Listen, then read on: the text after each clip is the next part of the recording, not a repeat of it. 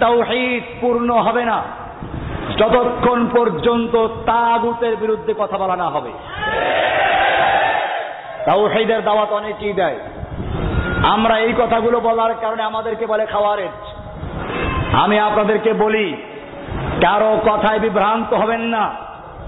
আমাদেরকে যারা খাওয়ারেজ বলে তাদের বোঝা উচিত, খাওয়ারেজদের বিরুদ্ধে আমার লেকচার আছে, উসুলে তাকফির উপর আমার কিতাব আছে।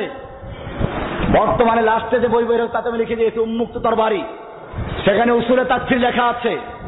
ঈমান ভঙ্গের কারণ কি, কেন একজন লোক কাফের হয়ে যায়, এই সব বিষয়গুলো লেখা আছে উসুলে তাকফির। আপনারা এগুলো পড়বেন। কেবল কান চিলে নিয়ে গেল, খবর দিল আর দৌড় দিলেন চিলের পিছনে, কানে হাত দিয়ে দেখে নাই কান আছে কিনা। এটা পরিষ্কার। তাওহীদের দাওয়াত অনেকেই দেয়, কিন্তু এই যে মানব রচিত বিধান দিয়ে দেশ চলছে, মানব রচিত বিধানে বিচার ফয়সালা হচ্ছে, এইগুলোর বিরুদ্ধে তাদের কোনো শব্দ নেই। আমরা যখন এগুলো বলি তখন তারা বলে কি, এরা খাওয়ারেজ, দেশের আইন মানা ফরজ, শাসকের বিরুদ্ধে কথা বলা যাবে না। কিছু হাদিস পেশ করে, আপনাদের পরিষ্কার বলছে, হাদিসগুলো খুলে নিজেরা দেখবেন। ওনারা যেই হাদিসগুলো দিয়ে দলিল পেশ করছে, ওই হাদিসগুলো খুলবেন, ওনাদের কিতাব থেকেই দেখেন, ওনাদের তর্জমা দেখবেন না, হাদিসটা দেখবেন। ওই হাদিসটা পড়লেই বুঝবেন কি জালিয়াতি করেছে তারা। এক জায়গায় লেখা আছে, লাইসা মিন্না মান শারাহাস সিলাহ মিন শাহারাস সিলাহ ইলা আখিহি, যে ব্যক্তি তার অপর কোন মুসলিম ভাইয়ের দিকে অস্ত্র উত্তোলন করলো সে মুসলিম না। হাদিস এরকম যে তার অপর কোন মুসলিম ভাইয়ের দিকে অস্ত্র উঁচু করলো সে আমার মুসলিমের উম্মতের অন্তর্ভুক্ত নয়। তর্জমা লেখলো কি, যে কোনো মানুষকে অস্ত্র উঁচু করলে ভয় দেখালো সে মুমিন নয়। দেখছেন কি জালিয়াতি হলো। এই লোকগুলো বলে আল্লাহ কোরআনে বলেছেন শাসকদের আনুগত্য করতে। সূরা নিসার 59 নম্বর আয়াতের একটা অংশ পড়ে, তারা পুরোটা পড়ে না। ওই অংশে বলা আছে, আতিউল্লাহ ওয়া আতিউর রাসূল ওয়া উলিল আমরি মিনকুম, তোমরা আল্লাহর আনুগত্য করো, আল্লাহর রাসূলের আনুগত্য করো, ওয়া উলিল আমরি মিনকুম, এবং তোমাদের মধ্যে যারা উলুল আমর তাদের আনুগত্য। এই উলুল আমর বলতে শাসকদেরকে বোঝানো হয়েছে, ভালো কথা। কিন্তু শুরুতে কি বলা আছে, আতিউল্লাহ, আল্লাহর আনুগত্য করো, আতিউর রাসূল, রাসূল আনুগত্য করো। ওয়া উলিল আমরের শুরুতে আতিউ শব্দ আছে নাই। কেন নাই? বিষয় হচ্ছে এই যে উলুল আমর তথা শাসকদের আনুগত্য করা যাবে কতক্ষণ পর্যন্ত, যতক্ষণ পর্যন্ত ওই শাসক আল্লাহ এবং আল্লাহর রাসূল আনুগত্য করে, অর্থাৎ কোরআন সুন্নাহ মোতাবেক যতক্ষণ পর্যন্ত দেশ শাসন করবে অতক্ষণ পর্যন্ত ওই শাসকের আনুগত্য করতে হবে। আর যদি ওই শাসক নিজে আল্লাহ আল্লাহর নবীর আনুগত্য না করে তাহলে সে উলুল আমর না, সে হচ্ছে উলুল খমর, সে মদের হেফাজতকারী। ও নিজে আল্লাহর হুকুম অমান্য করে আল্লাহদ্রোহী হয়েছে। আর আমাদেরকে কি বলবে? বলবে যে ওরা রাষ্ট্রদ্রোহী হয়েছে। আমরা এরকম শতবার রাষ্ট্রদ্রোহী হতে রাজি, আল্লাহদ্রোহী হতে রাজি না। পরিষ্কার বুঝতে হবে।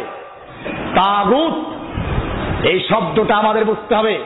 কোরআন পরিষ্কার বলে দিয়েছে, ওয়ায়ুরিদুনা আইয়াতাহাকামু ইলাত তাগুত, আর তারা বিচার ফয়সালা নিয়ে যেতে চায় তাগুতের কাছে। ওয়াকাদ উমিরু আন ইয়াকফুরু বিহি, অথচ তাদেরকে হুকুম করা হয়েছিল তাগুতকে অস্বীকার করতে, পরহেজ করতে, তাগুত থেকে নিরাপদ দূরে থাকতে। তাহলে তাগুত এখানে কি বলা হয়েছে? বিচার ফয়সালা, যারা আল্লাহর বিধান বাদ দিয়ে মানব রচিত বিধানে বিচার ফয়সালা করে। এখানে কি এই তাগুত মানে শয়তান?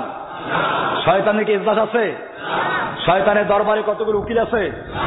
শয়তানকে দলে দলে বিচার নিয়ে যায়? শয়তানের চেয়ার টেবিল আছে?